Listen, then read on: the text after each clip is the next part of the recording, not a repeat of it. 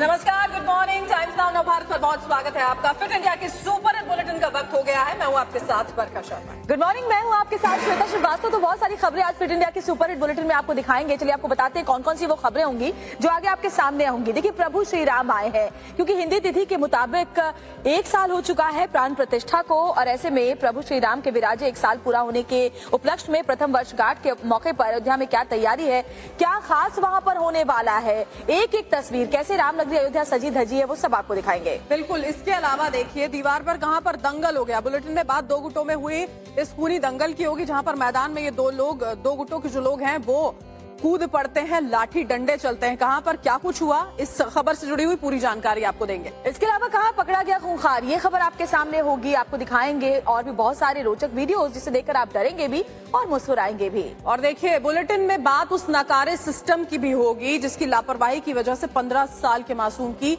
जान चली गई। हालांकि उसे बचाया जा सकता था, लेकिन ऐसा क्यों नहीं हो पाया, पूरी खबर आपको दिखाएंगे।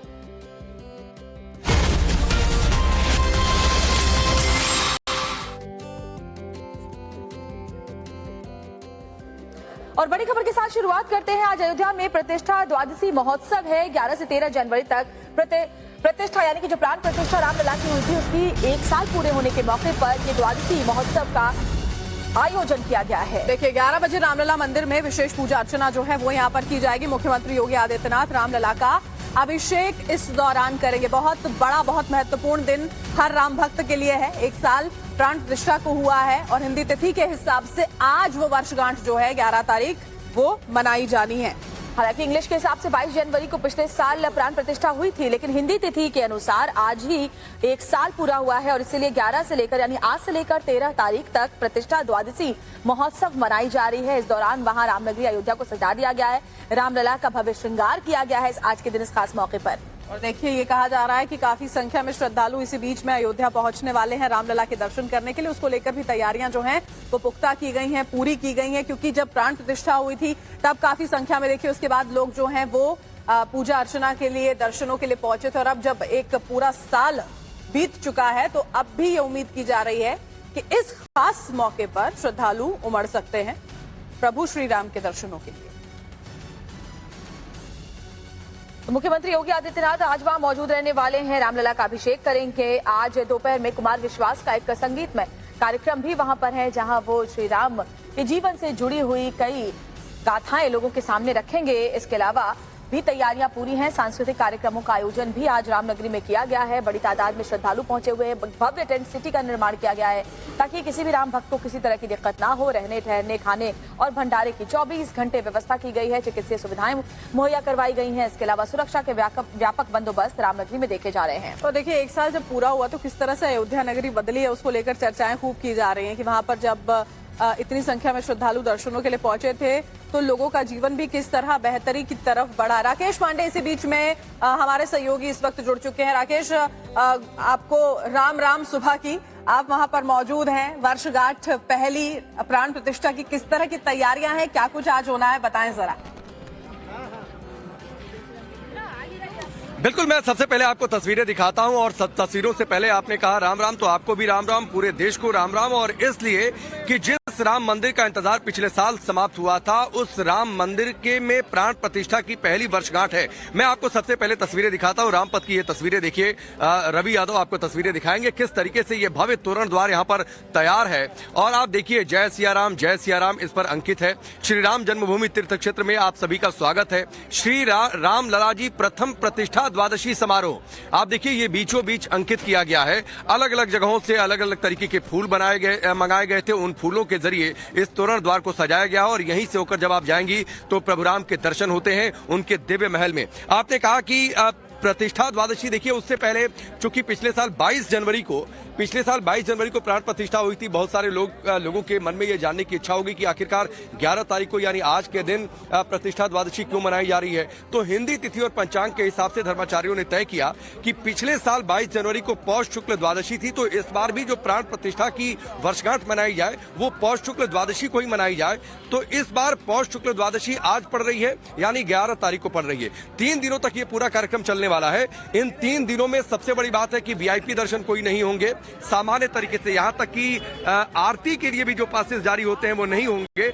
और जब आरती के दौरान भी दर्शन होंगे, करीब 5000 मेहमान मौजूद होंगे, 110 वीआईपी गेस्ट होंगे, 5 लाख लोगों के इस प्राण प्रतिष्ठा कार्यक्रम में आने का अनुमान है। और यहाँ से थोड़ी दूर पर, यानी मेरे दाईं हाथ की ओर जब आप जाएंगी तो यहाँ पर अंगद टीला है, अंगद टीला पर भी कार्यक्रम का आयोजन है। वहां पर मुख्यमंत्री योगी आदित्यनाथ होंगे, कुमार विश्वास का भी अगले 2 से 3 दिनों में कार्यक्रम है, मालिनी अवस्थी मौजूद रहेंगी। योगी रामलला का अभिषेक करेंगे 10:45 से 3 बजे तक का आज यहाँ पर कार्यक्रम है मुख्यमंत्री योगी आदित्यनाथ का, जब वो महाआरती में शामिल होंगे, प्राण प्रतिष्ठा की वर्षगांठ का जो है वो साक्षी बनेंगे। और मैं एक बार सिलसिलेवार तरीके से पहले कि लोगों से मैं बातचीत करूं, मैं आपको जल्दी से कार्यक्रम आज का बता देता हूं। यज्ञ मंडप में सुबह 8 से 11 और दोपहर 2 से 5 बजे तक कार्यक्रम होना है, जिसमें 1975 मंत्रों से अग्नि देवता को सबसे पहले आहुति दी जाएगी। उसके बाद 6,60,000 श्री राम मंत्र का जाप होगा।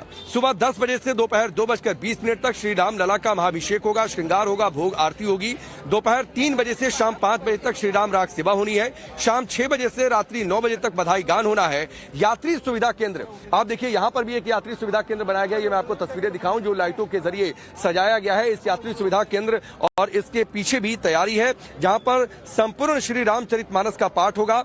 अंगद टीला जो यहाँ से बमुश्किल आप जाइए वॉकिंग डिस्टेंस पर है, जहां पर वो आपको एक द्वार बना हुआ दिखाई दे रहा होगा, वहां पर अंगद टीला है। वहां पर दोपहर 2 बजे से शाम 3:30 बजे तक कार्यक्रम है। वहां पर राम कथा होनी है। आज जगत गुरु रामानुजाचार्य श्री स्वामी वासुदेवाचार्य जी महाराज वहां पर राम कथा सुनाएंगे।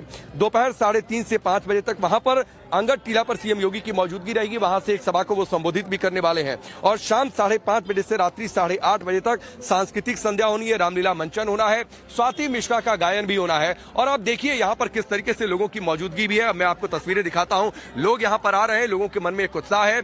और पिछले साल जब प्राण प्रतिष्ठा का कार्यक्रम जनवरी में हुआ था तब भी मैं यहाँ पर था। इस बार 2025 आ गई है तब भी मैं यहाँ पर हूँ। अयोध्या किस तरीके से बदल गई है, संवर गई है, मंदिर किस तरीके से तैयार है। आप लोग कहाँ से आ रहे हैं?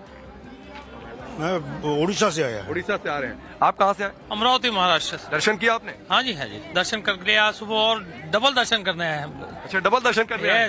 प्राण प्रतिष्ठा की वर्षगांठ 1 साल हो गए रामलला को अपने दिव्य महल में विराजे हुए। आपके मन में क्या चल रहा है, क्या अनुभूति है?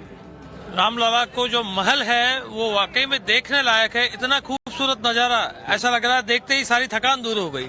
आपको कैसा लग रहा है? बहुत बढ़िया। मैं तो कुल्लू हिमाचल से। तो एक बार सुबह का समय है, एक बार आप लोग जयकारा लगा दीजिए। जय जय श्री राम, जय जय श्री रामचंद्र की जय। आप कहाँ से आ रही हैं? उड़ीसा में आया। उड़ीसा से आ रही हैं? उड़ीसा है। तो कैसा लग रहा है मंदिर? उड़ीसा में पुरी में तो भगवान जगन्नाथ वहाँ पर हैं, यहाँ पर रामलला विराजित है। बहुत अच्छा लग रहा है। अच्छा लग रहा है। दक्षिण भारत में तो बहुत सारे मंदिर हैं, ये मंदिर आपको कैसा लग रहा है? अच्छा लग रहा है, नुआ बना है तो बहुत अच्छा लगा है। अच्छा लगा। पहली बार आई आप? हाँ, पहली बार है। पहली बार है। कैसा लग रहा है आपको? बहुत अच्छे लग रहे हैं। आप कहाँ से आए? जय श्री राम। मैं राजस्थान से आया हूँ, सिरोही जिला। अच्छा, तो आपने दर्शन कर लिया? अभी करना है, लाइन में लगना है। पहले कब दर्शन किया था? अभी पहली बार आया हूँ मैं। अच्छा, पहली बार आ रहे हैं? हाँ सर। तो आज का मौका आपको पता है क्या है? आज प्राण प्रतिष्ठा की पहली वर्षगांठ। पहली वर्षगांठ है। तो आज के दिन आपने सोचा कि दर्शन किया जाए। हाँ सर। आप देखिए जो मंदिर है, ये मंदिर जिनके लिए आस्था, जिनकी आस्था है प्रभु श्री राम में, जो करोड़ों सनातनी हैं, आप देखिए धीरे धीरे यहाँ पर लोगों की भीड़ जुटनी शुरू हो रही है। उनके लिए सिर्फ एक इमारत नहीं है, वो इबारत है। इबारत है उनकी आस्था के लिए। क्या सैकड़ों सालों तक जो यहाँ पर संघर्ष चला था राम मंदिर को लेकर, उन लोगों की भावनाएं जुड़ी हुई हैं। इसीलिए पिछले साल आपको याद होगा कि जब 22 जनवरी के दिन जब प्राण प्रतिष्ठा हो रही थी, तो जो लोग अंदर मौजूद थे उनकी आंखों से आंसू निकल रहे थे, वो भाव विवल थे, वो भावुक थे। और उनकी भावनाएं समझ में आती थी कि जो उस संघर्ष से जुड़े हैं, जो ये चाहते थे, जो इस आंदोलन के साक्षी थे, जो इस आंदोलन में कंधे से कंधा मिलाकर चल रहे थे कि यहाँ पर भव्य मंदिर बने श्री राम का, वो जब सपना उनका साक्षात हुआ, वो जब उनका सपना साकार हुआ तो उनकी आंखों से बरबस आंसू निकल पड़े थे। वो तस्वीरें भी हम लोगों के जहन में है, किस तरीके से लोगों की मौजूदगी। हालांकि इस बार उतना बड़ा कार्यक्रम नहीं जिस तरीके से प्राण प्रतिष्ठा हुई थी, लेकिन फिर भी एक भव्य कार्यक्रम का आयोजन है। मंत्रों का जाप होगा, अग्नि देवता को सबसे पहले आहुति दी जाएगी। ये सारी तैयारियां हैं और जाहिर सी बात है ये सारी तैयारियां इसलिए हैं क्योंकि यहाँ पर करोड़ों भक्तों की मौजूदगी होगी। और देखिए लगातार फूल अभी यहाँ पर बाहर से मंगाए गए हैं और अभी इस द्वार को और आखिरी तौर पर सजाया भी जा रहा है। हालांकि फिर भी एक भव्य गेट आप देखिए बीचों बीच यहाँ पर राम सीताराम, राम सिया राम, जय सिया राम इस तरीके से यहाँ पर अंकित किया गया है।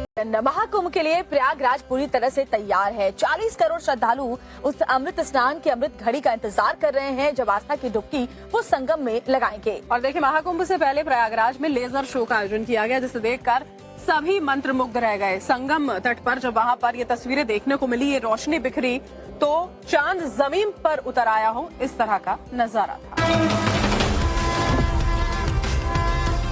प्रयागराज में अद्भुत, अलौकिक और अविस्मरणीय महाकुंभ का श्री गणेश होने वाला है। संतों के अमृत स्नान में महज 2 दिन का वक्त शेष बचा है। 40 करोड़ श्रद्धालुओं के इंतजार में संगम नगरी सज संवर कर तैयार है। महाकुंभ से आने वाली हर तस्वीर अपने आप में जुदा है। संतों के हठ योग से लेकर तप योग तक की तस्वीरें आपको दंग कर देंगी। महादेव के भक्तों की लीलाएं आपको सोचने पर मजबूर कर देंगी। प्रयागराज में परंपरा के एक अनूठे और जीवंत प्रदर्शन में अघोरी संतों और कलाकारों ने मसान की होली खेली। इस दौरान जबरदस्त तस्वीर नजर आई। भस्म से लिपटा शरीर, रंगे हुए चेहरे, धार्मिक मंत्रों और अनुष्ठानों से भरी ये होली जब प्रयागराज में खेली गई तो इसने हर किसी को अचंभित कर दिया। अपनी परंपरागत प्रथाओं और गहरी आध्यात्मिक मान्यताओं के लिए अघोरी संत देश दुनिया में मशहूर है। ये हमारी शमशान की होली है। हर हर महादेव। सब भोले की माँ। हम सब भोले के भगत। देखो आप देख ही सकते हो वहाँ कैसा बाबा का माहौल और बाबा का प्यार, लोगों का प्यार। प्रयागराज में ऐसी प्यार मिलता रहे, हर बार हमें ऐसी मौका मिलता रहे। हर हर महादेव। दिव्य, भव्य और नव्य महाकुंभ बनाने में योगी सरकार ने कोई कोर कसर नहीं छोड़ी है। महाकुंभ से जुड़ी तमाम संस्थाएं इसे बेहतर से बेहतरीन बनाने में जुटी हैं। इसी कड़ी में तीर्थराज प्रयागराज में लेजर शो का आयोजन किया गया। महाकुंभ 2025 से पहले प्रयागराज में लेजर शो का आयोजन किया गया। लेजर शो की ये शानदार तस्वीरें वहीं की हैं। देखिए कैसे झिलमिलाती रंगीन लाइटें एक से बढ़कर एक नजारे दिखा रही हैं। संगम नगरी की रेती पर जब लेजर लाइटों ने समा बांधा तो देखने वाले देखते रह गए। मंत्रमुग्ध होकर लोग बस अद्भुत नजारों को निहारते नजर आए। इन लेजर लाइटों की रोशनी जब गंगा यमुना के पानी पर पड़ी तो संगम स्थल की खूबसूरती में 4 चांद लग गए। साथ ही प्रयागराज का आसमान भी जगमग नजर आया। अब जरा यहाँ नजर डालिए। पुजारियों का समूह माँ गंगा की विधिवत पूजन और आरती में जुटा है। एक तरफ माँ गंगा कलकल करती हुई बह रही है तो वहीं दूसरी ओर उनकी आरती उतारी जा रही है। दिए बाती और भजन के साथ माँ गंगा की पूजा की जा रही है। महाकुंभ से पहले गंगा आरती का आयोजन जारी है। ये आरती दिव्य, भव्य और अलौकिक महाकुंभ की तस्वीर न केवल मनमोहक बना रही है बल्कि पावन भी कर रही है। आरती के दौरान पुजारियों ने नदी किनारे प्रार्थना की और गंगा नदी के प्रति श्रद्धा दिखाते हुए आरती की। इस मौके पर यहाँ बड़ी संख्या में श्रद्धालु भी मौजूद रहे। संगम नगरी की रेती अपने आप में तीर्थ बन चुका है क्योंकि यहाँ संतों का वास हो रहा है। एक से बढ़कर एक संत शंकराचार्य के चरण रज से संगम का तट धन्य हो रहा है। इंतजार 13 जनवरी का है जब महाकुंभ का आगाज होगा और सनातन के सबसे बड़े महापर्व को देख दुनिया दंग रह जाएगी।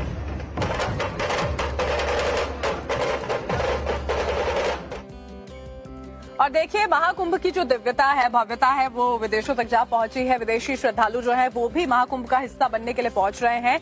और अब इसमें एप्पल के को फाउंडर स्टीव जॉब्स की पत्नी जो है लॉरेन, उनका नाम भी शामिल हो गया है। और महाकुंभ की महिमा लॉरेन पावेल को भी कुंभ में खींच लाई है और उनके गुरु निरंजनी अखाड़े के आचार्य महामंडलेश्वर स्वामी कैलाशानंद ने उन्हें एक नया नाम भी दे दिया है। क्या है उनका नया नाम, दिखाते हैं आपको इस रिपोर्ट में।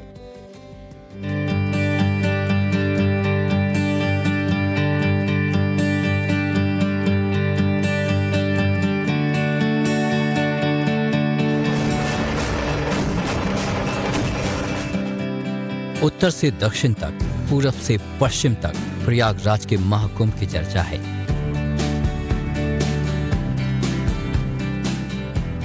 देश के कोने कोने से तो लोग महाकुंभ में पहुंच ही रहे हैं। सनातन के इस ग्रेट ग्रैंड फेस्टिवल को देखने के लिए अमेरिका समेत दुनिया भर से विदेशी श्रद्धालु भी प्रयागराज पहुंच रहे हैं। इन्हीं विदेशी श्रद्धालुओं में से एक हैं एप्पल के सह संस्थापक स्टीव जॉब्स की पत्नी लॉरेन पावेल, जो महाकुंभ का हिस्सा बनने के लिए 7 समंदर पार अमेरिका से भारत पहुंची हैं। सनातन की अनूठी संस्कृति महाकुंभ की महिमा ने लॉरेन पावेल को भारत खींच लाया है। महाकुंभ में वो कमला के नाम से जानी जाएंगी और अपने गुरु के सानिध्य में रहकर सनातन के भाव को करीब से समझेंगी। जी कार्यक्रम से आ रही हैं, अपने गुरु जी के दर्शन करने आ रही हैं। हमारी बेटी जैसी है वो, हमारी बिल्कुल शिष्या तो है, शिष्या बेटी होती है तो हमारी पुत्री जैसी है वो। हमने उसका नाम कमला दिया है, वो कमला नाम है उसका, हमने उसको अपना गोत्र दिया है और वो मेरे प्रति बहुत स्नेह रखती हैं। दूसरी बार भारत आ रही है, दूसरी बार आज भारत आ रही है और अपने शिविर में निस्संदेह वो 1-2 दिन, 3 दिन, 4 दिन, 5 दिन प्रवास करेंगी। लॉरेन पावेल निरंजनी अखाड़े के आचार्य महामंडलेश्वर स्वामी कैलाशानंद के शिविर में 29 जनवरी तक रहेंगी और सनातन धर्म को अच्छी तरह से समझने की कोशिश करेंगी। अरबपति बिजनेस वुमन लॉरेन महाकुंभ में कल्पवास करेंगी। पूजन, ध्यान, तप, साधना गुरु जी के साथ हो, उसके जो भी कुछ मानसिक सवाल होते हैं उसका उत्तर पाने के लिए वो आ रही है। मुझे लगता है यह परंपरा अनादिकाल काल से, महर्षि व्यासानंद जी हमारे शिष्य हैं, ये अमेरिका से हैं, इनके लाखों फॉलोअर्स हैं, लाखों इनके अनुयायी हैं, लेकिन ये हमारे प्रिय हैं, हमारे अनुयायी हैं। इनको हम निरंजनी अखाड़ा, इनको महामंडलेश्वर बना रहा है। मुझे लगता है यह परंपरा अनादिकाल से है कि हमारी परंपरा पूरी दुनिया में जाए, पूरी दुनिया में वो जाकर के स्थापित हो, लेकिन परंपरा मौलिक हो, परंपरा सैद्धांतिक हो, परंपरा वैचारिक हो, परंपरा आध्यात्मिक हो। महाकुंभ में लॉरेन पावेल की ठहरने की भी विशेष व्यवस्था की गई है। वो महाराजा डिलक्स कॉटेज में ठहरेंगी। लॉरेन दुनिया की जानी मानी हस्ती हैं। टाइम्स मैगजीन ने उन्हें कई बार दुनिया की प्रभावशाली महिलाओं की लिस्ट में शामिल किया है। $15 बिलियन से भी ज्यादा की संपत्ति की मालकिन लॉरेन पावेल फोर्ब्स लिस्ट में 53वें स्थान पर हैं। महाकुंभ में लॉरेन का आना ये बताने के लिए काफी है कि सनातन का आकर्षण किस कदर दुनिया को अपनी ओर खींच रहा है।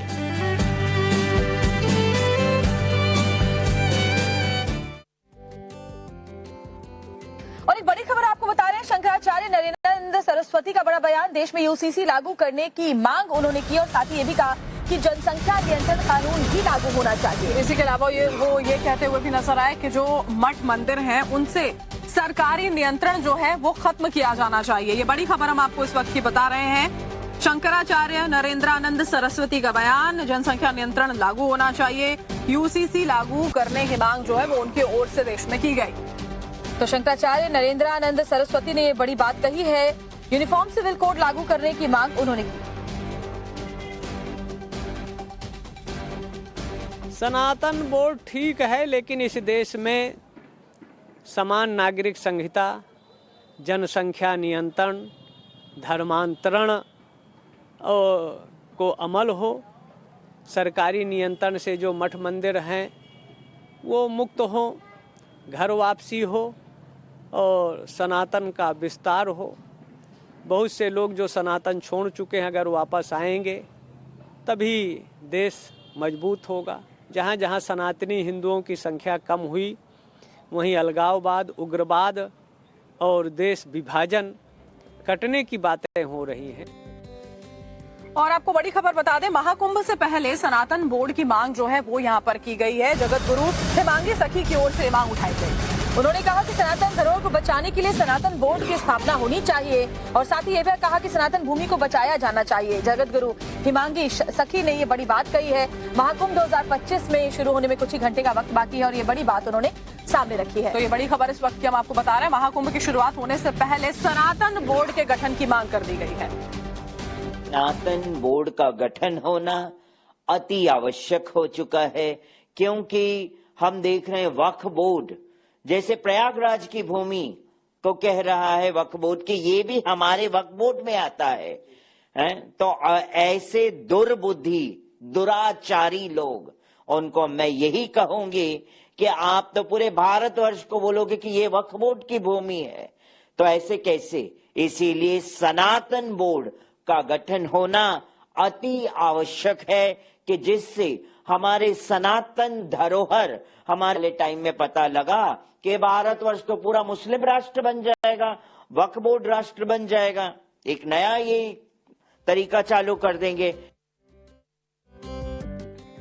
ऑस्ट्रेलिया में उत्तर प्रदेश के श्रावस्ती दिखा देते हैं, जहां पर एक खूंखार की दस्तक से आसपास दहशत फैल गई। एक खूंखार तेंदुआ जो है वो गांव के अंदर दाखिल हो जाता है, उत्पात मचाने लगता है और फिर एक घर तक के अंदर वो जा पहुंचा। इसके बाद क्या कुछ हुआ, देखिए पूरी खबर।